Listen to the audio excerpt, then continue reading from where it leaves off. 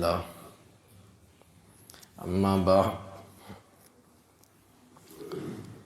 امام بخاری فرماتے ہیں ہمیں بیان کیا عبدالعزیز بن عبداللہ نے، وہ کہتے ہیں ہمیں بیان کیا ابراہیم بن سعد نے صالح سے، وہ ابن شہاب سے، وہ کہتے ہیں مجھے خبر دی عروہ بن زبیر نے، بے شک عائشہ جو مومنوں کی ماں ہیں انہوں نے اسے خبر دی ان فاطمہ علیہ السلام بنت رسول اللہ صلی اللہ علیہ وسلم، بے شک فاطمہ علیہ السلام جو کہ بیٹی تھی اللہ کے رسول صلی اللہ علیہ وسلم کی، سألت ابا بکر صدیق بعد وفات رسول اللہ صلی اللہ علیہ وسلم ان یقسم لها میراثها، ابو بکر سے انہوں نے سوال کیا اللہ کے نبی صلی اللہ علیہ وسلم کی وفات کے بعد کہ وہ آپ کے لیے آپ کی جو اس کے حق میں وراثت ہے اسے دے دے۔ ما ترک رسول اللہ صلی اللہ علیہ وسلم مما افاء اللہ علیہ، اس میں سے جسے اللہ کے رسول چھوڑ کر گئے تھے اور وہ مال فے میں سے تھا۔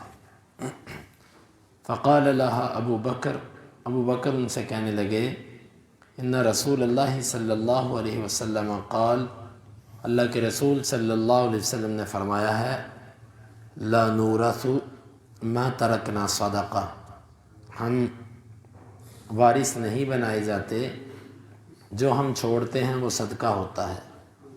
فغضبت فاطمہ بنت رسول اللہ، فاطمہ بنت رسول اللہ صلی اللہ علیہ وسلم ناراض ہو گئیں۔ فہاجرت ابا بکر، انہوں نے ابو بکر کو سے گفتگو چھوڑ دی۔ فلم تزل مہاجرتہ حتی توفیت، یہ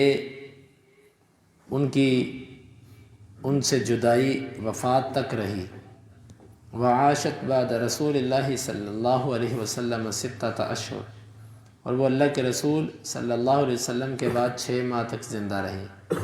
قالت، عائشہ رضی اللہ عنہ کہتی ہیں وکانت فاطمہ تسأل ابا بکر نصیبها، فاطمہ اپنا وہ حصہ طلب کرتی تھی ابو بکر سے۔ ما ترک رسول اللہ صلی اللہ علیہ وسلم من خیبر وفدق وصدقته بالمدینہ، جو اللہ کے رسول صلی اللہ علیہ وسلم کا خیبر، فدق اور مدینہ میں جو حصہ تھا۔ فابا ابو بکر علیہ ذلک، ابو بکر نے اس چیز پر انکار کیا۔ وقال لست تارکا شیئا کان رسول اللہ صلی اللہ علیہ وسلم یعمل به الا عملت به، اور وہ کہنے لگے کہ میں کسی چیز کو چھوڑنے والا نہیں، جو کام اللہ کے رسول صلی اللہ علیہ وسلم کرتے تھے وہی میں کروں گا۔ فإنی اخشی ان ترکت شیئا من امرہ ان ازیغ، میں ڈرتا ہوں اگر میں نے ان کے معاملے میں سے کسی چیز کو چھوڑا تو میں گمراہ ہو جاؤں گا۔ فاما صدقته بالمدینہ، رہا ان کا وہ صدقہ جو مدینے میں تھا، فدفعها عمر الی علی و عباس، عمر رضی اللہ عنہ نے وہ علی اور عباس کو دے دیا تھا۔ فاما خیبر و فدق، خیبر اور فدق، فامسکها عمر نے اسے روکے رکھا۔ وقال ہما صدقۃ رسول اللہ صلی اللہ علیہ وسلم، اور کہنے لگے وہ دونوں اللہ کے رسول کے صدقے ہیں۔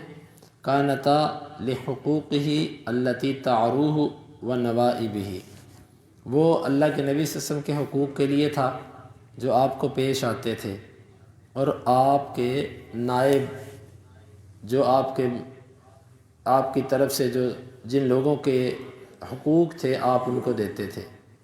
وَأَمْرُهُمَا إِلَى مَنْ وَلِيَ الْأَمْرِ، ان دونوں کا معاملہ اس کے ذمے ہوگا جو بھی خلیفہ بنے گا۔ قَالَ فَهُمَا عَلَى ذَلِكَ إِلَى الْيَوْمِ، وہ آج تک اسی طرح ہیں۔ قال ابو عبداللہ، امام بخاری کہتے ہیں اعتراک افتعلت من عروته فاصبته ومنه يعروه واعترانی، اس حدیث کا معنی اور مطلب یہ ہے اللہ کے نبی صلی اللہ علیہ وسلم کی وفات کے بعد فاطمہ رضی اللہ عنہ ابو بکر صدیق رضی اللہ عنہ سے وراثت میں سے حصہ طلب کرنے گئی۔ ابو بکر رضی اللہ عنہ نے کہا کہ میں نے اللہ کے نبی صلی اللہ علیہ وسلم کو یہ کہتے ہوئے سنا تھا کہ ہم انبیاء کی جماعت فوت ہوتے ہیں، جو چھوڑ کے جاتے ہیں وہ صدقہ ہوتا ہے، ہم وراثت ہم وارث نہیں بنائے جاتے، یعنی ہمارا کوئی وارث نہیں بنتا۔ اور ایک روایت کے لفظ یہ ہیں کہ ہم علم کے وارث بناتے ہیں، درم و دینار کا وارث ہم کسی کو نہیں بناتے۔ اور عائشہ فاطمہ رضی اللہ عنہ نے جو حصہ مانگا تھا وہ فدق، خیبر اور مدینہ میں جو تھا، ان 3 چیزوں میں سے کہا تھا مجھے حصہ دے۔ اور ابو بکر رضی اللہ عنہ نے کہا تھا کہ نہیں، میں حصہ نہیں دوں گا، کیونکہ یہ حصہ نہیں ہے بلکہ یہ صدقہ ہے، اور جو صدقہ ہوتا ہے وہ آل رسول کے لیے نہیں ہوتا۔ اور دوسری بات یہ ہے کہ اللہ کے نبی صلی اللہ علیہ وسلم ان جگہوں سے آنے والی آمدنی کو جہاں پر خرچ کرتے رہے میں وہیں پر خرچ کروں گا۔ اگر میں نے اللہ کے نبی صلی اللہ علیہ وسلم کے طریقے کو تبدیل کر دیا تو میں تو بھٹک جاؤں گا، میں گمراہ ہو جاؤں گا۔ یہ ہے وہ حدیث۔ اب اس حدیث پر کچھ سوالات ہیں۔ سب سے پہلی چیز کہ ابو بکر صدیق رضی اللہ عنہ نے وراثت نہیں دی، تو ابو بکر صدیق رضی اللہ عنہ نے جو وراثت نہیں دی اس پر استدلال انہوں نے حدیث سے کیا کہ یہ حدیث ہے جس کی وجہ سے میں ایسا نہیں کر رہا۔ پھر سوال یہ پیدا ہوتا ہے کہ اگر حدیث کی وجہ سے انہوں نے فاطمہ رضی اللہ عنہ کو وراثت نہیں دی تو فاطمہ رضی اللہ عنہ نے غصہ کیوں کیا؟ حدیث سننے کے بعد غصہ کیوں آیا؟ دیکھیں، یہ ایک طبعی امر ہے۔ بعض دفعہ انسان اپنی طبیعت کی انقباض کی وجہ سے ایک چیز اس کے اوپر گراں گزرتی ہے، جس طرح کہ اللہ تعالیٰ نے جہاد کے بارے میں فرمایا کتب علیکم القتال وہو کرہ لکم، تم پر جہاد فرض ہے اور وہ تمہیں ناپسند ہے۔ اب اللہ کے فرض کو اگر کوئی ناپسند سمجھے تو کیا وہ مسلمان رہتا ہے؟ تو یہاں پر جو ناپسندیدگی ہے جہاد میں، یہ اس وجہ سے نہیں ہے کہ اللہ نے فرض کیا تو بندے کو غصہ آ گیا، بلکہ یہ طبعی اور فطرت کی ناپسندی ہے۔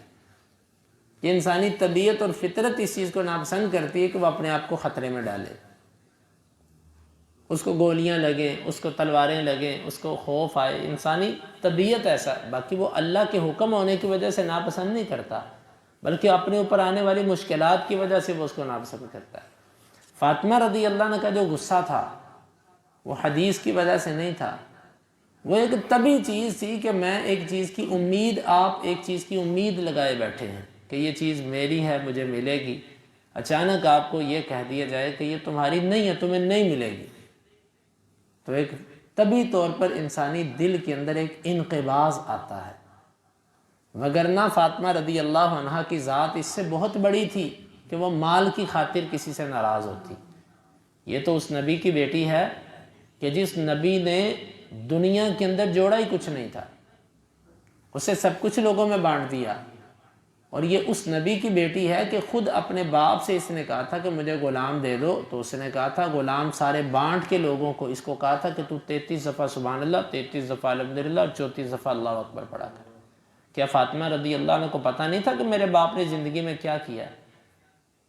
لوگوں کو بانٹا، اپنے بچوں کو نہیں دیا۔ یہ ایثار اور قربانی کے سارے معاملات فاطمہ رضی اللہ عنہ نے اپنے عظیم باپ کی زندگی میں دیکھے تھے۔ فاطمہ رضی اللہ عنہ جو حصہ لینے گئی تھی نا، وہ بھی جو معاملہ ہے اصل وہ یہ ہے کہ وہ اس میں یہی چاہتی تھی کہ میں اس میں خیر کے کام کرتی رہوں جس طرح میرا باپ کرتا تھا۔ تو ابو بکر صدیق رضی اللہ عنہ نے کہا تھا کہ یہ کام خلیفہ کرے گا، یہ تقسیم، وہاں سے آنے والا غلہ اس کی تقسیم یہ خلیفہ کرے گا، جو بھی اللہ کے رسول کا نائب بنے گا یہ اس کا کام ہے۔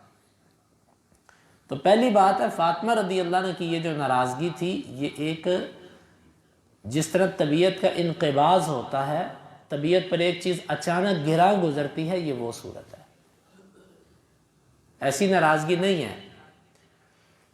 پھر دوسری بات ہے، حدیث کے لفظ ہیں کہ انہوں نے ان سے بات نہیں کی یہاں تک کہ وہ فوت ہو گئی۔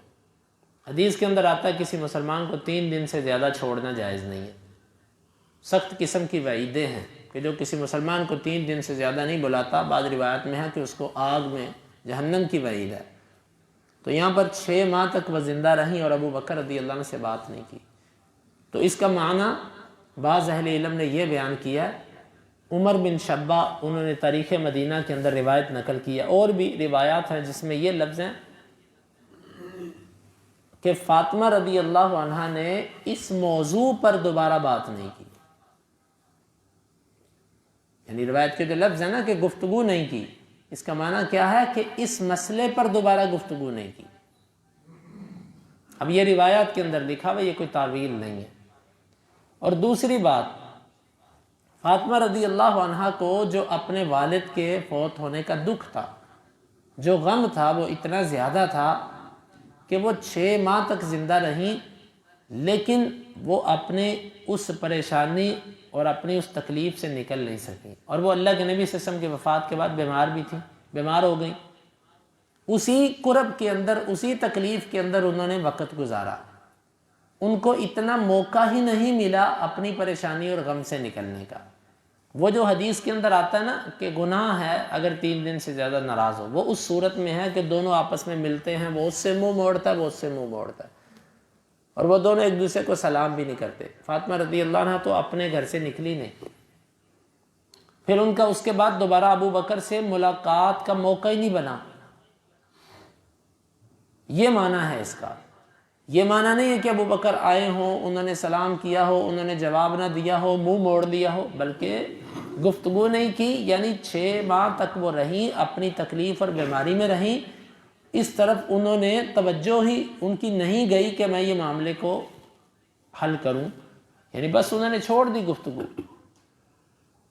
یہ ہے اس کا اصل مطلب. وگرنہ بہقی وغیرہ کی روایت میں آتا ہے کہ فاطمہ رضی اللہ عنہ جب بیمار تھیں تو ابو بکر رضی اللہ عنہ آئے، علی سے کہا کہ میں فاطمہ کی عیادت کرنا چاہتا ہوں.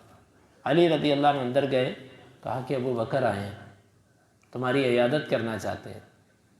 فاطمہ رضی اللہ عنہ کہنے لگی کہ کیا تم پسند کرتے ہو؟ کہتے ہاں میں پسند کرتا ہوں. کہتے بلا لو. گئے. ابو بکر صدیق رضی اللہ عنہ نے نبی صلی اللہ علیہ وسلم کی جو لخت جگر تھی، گوشہ جگر تھی، آپ نے اس سے گفتگو کرنا شروع کی، اس کو راضی کرنا شروع کیا. حتیٰ راضیت، حدیث کے لفظ ہے یہاں تک کہ وہ راضی ہو گئی. یہ بھی روایات کے اندر لکھا ہوا ہے کہ وہ بلکہ روایات سے ہٹ کے رافضیوں کی کتابوں میں بھی لکھا ہوا ہے کہ وہ راضی ہو گئی تھی ابو بکر سے. یہ وقتی طور پر اچانک ان کو جب ایسی حدیث سننے کو ملی جو ان کے علم میں نہیں تھی، اور اس پر ان کو تعجب ہوا، اور بعد میں وہ راضی ہو گئی. اور یہ پھر رہی بات کہ جی انہوں نے حصہ نہیں دیا، حصہ نہ دینے کی وجہ تو ہم نے حدیث بیان کر دی.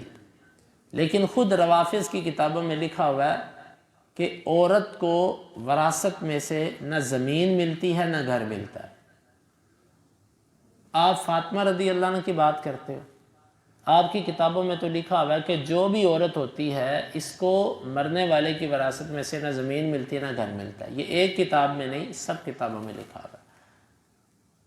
اور شیعوں کے روافظ کے جو بڑے بڑے ائمہ جن کو یہ کہتے ہیں کہ یہ ہمارے امام ہیں، ان کے اقوال ہیں کہ عورت کو زمین اور مکان میں سے کچھ نہیں ملتا. اب سوال یہ ہے کہ فاطمہ رضی اللہ عنہ زمین لینے گئی تھی کہ کچھ اور لینے گئی تھی؟ زمین لینے گئی تھی.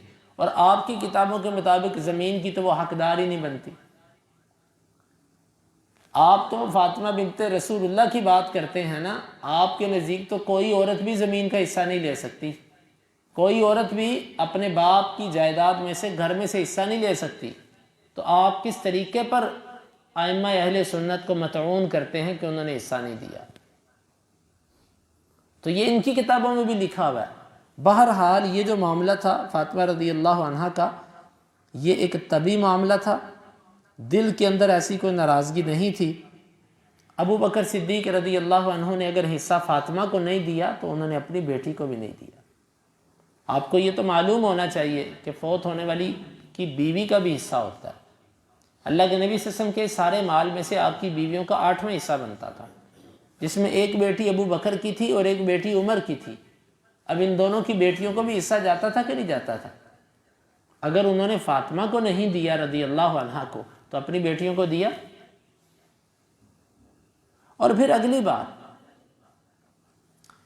انہوں نے نہیں دیا تو اس سے جو پھل نکلتا تھا، اس سے جو آمدنی آتی تھی سالانہ، وہ کہاں پر لگاتے تھے؟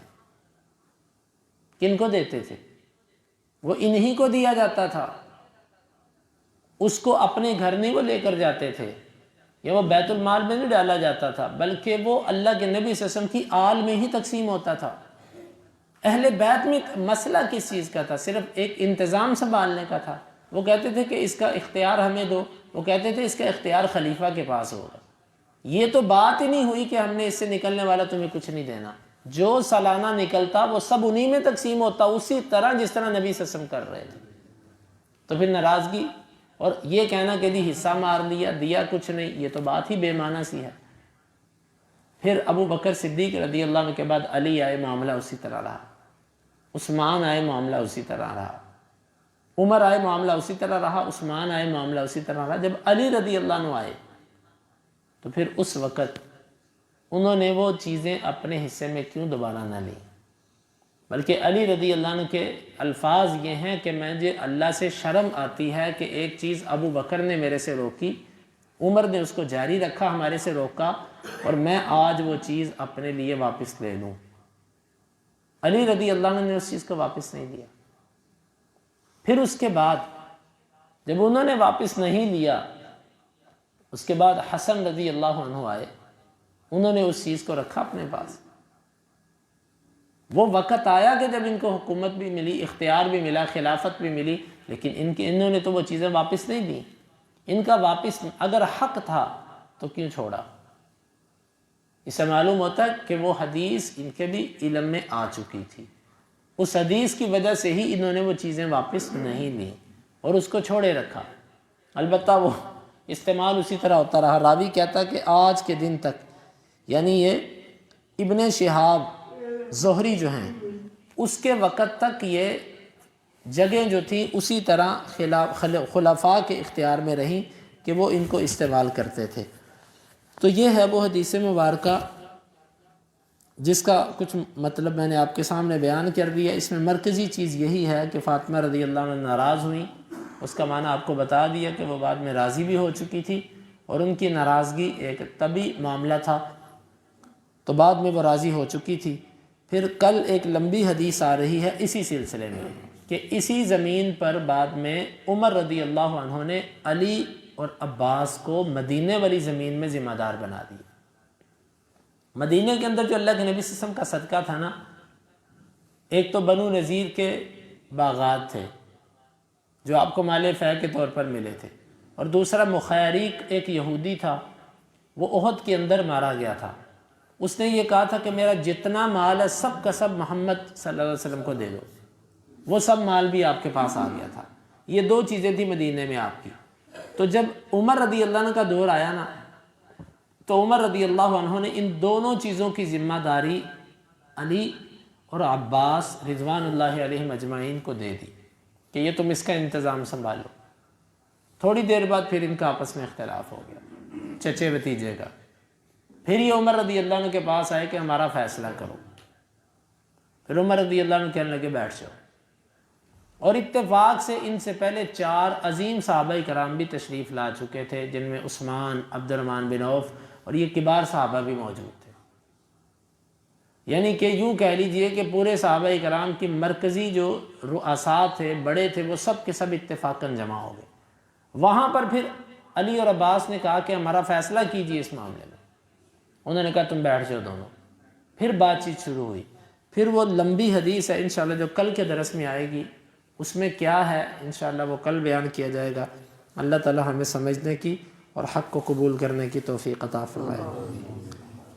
اللہم انفعنا بما علمتنا وعلمنا ما ينفعنا وزدنا علما وآخر دعوانا ان الحمدللہ رب العالمین۔ حدیث نمبر 3092 اور 93۔